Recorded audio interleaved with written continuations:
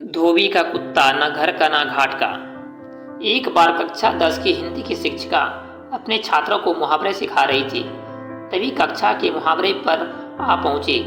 धोबी का कुत्ता न घर का न घाट का। इसका अर्थ किसी को समझ नहीं आ रहा था, इसलिए अपने छात्रों को हर अच्छी तरह से समझाने के लिए शिक्षिका ने अपने छात्र को एक एक कहानी का उदाहरण देना उचित समझा।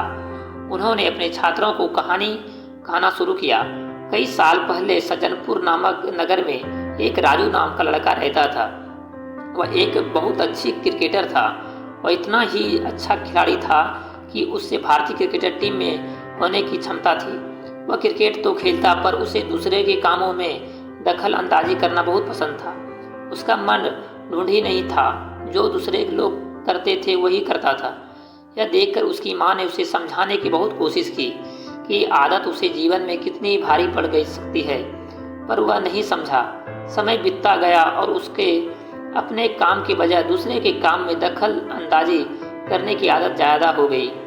जी भर उसे क्रिकेटर का अभ्यास होता था, तभी उसके साथ दूसरे दोस्तों को अलग खेलों का अभ्यास करता रहा था। उसका मन चंचल होने के कारण वह क्रिकेट के अभ्यास के लिए नहीं जाता था, बल्कि दूसरे दोस्तों के साथ अन्य अलग अलग खेलों खेलने जाता था। उसकी यह आदत उसका आगे बहुत ही भारी पड़ गई।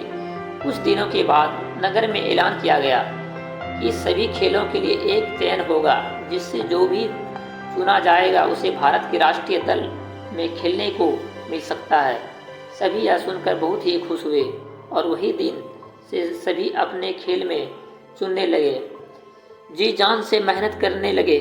सभी को पास सिर्फ 2 दिन थे। राजू ने भी अपना अभ्यास शुरू किया। फिर पिछले कुछ दिनों से अपने खेल के अभ्यास में जाने के बजाय दूसरे के खेल का अभ्यास में जाने के कारण उसने अपने शानदार फॉर्म खो दिया। 2 दिन के बाद चयन का समय आया। राजू ने खूब कोशिश की, अभ्यास की कमी कारण वह अपना शानदार प्रदर्शन नहीं दिखा पाया और उसका चयन नहीं हुआ। और दूसरे के खेलों में भी चयन नहीं हुआ, क्योंकि वह सबसे खेल उसे सिर्फ थोड़ा आते थे और किसी के खेल में माहिर नहीं था, जिसके कारण वह कोई भी खेल से चयन नहीं हुआ। और उसके जो सभी दोस्तों थे, उनके कोई ना कोई खेल में चयन हो गया, क्योंकि वह दिन रात मेहनत करते थे। अंत में राजू को अपने सिर पर हाथ रख कर बैठना पड़ा और वह धोबी के कुत्ते की तरह बन गया, जो ना घर का ना होता है ना घाट का। इसी तरह इस कहानी के माध्यम से सभी बच्चों को इस मुहावरे का मतलब पता चल गया। शिक्षक अपने छात्रों को यही संदेश पहुंचाना था कि जीवन में जो कुछ भी करे सिर्फ उसी पे ध्यान दे और दूसरे के विचलित ना हो, वरना वह धोबी के कुत्ता की तरह बन जाएगी, जो ना घर के ना घाट के होती है।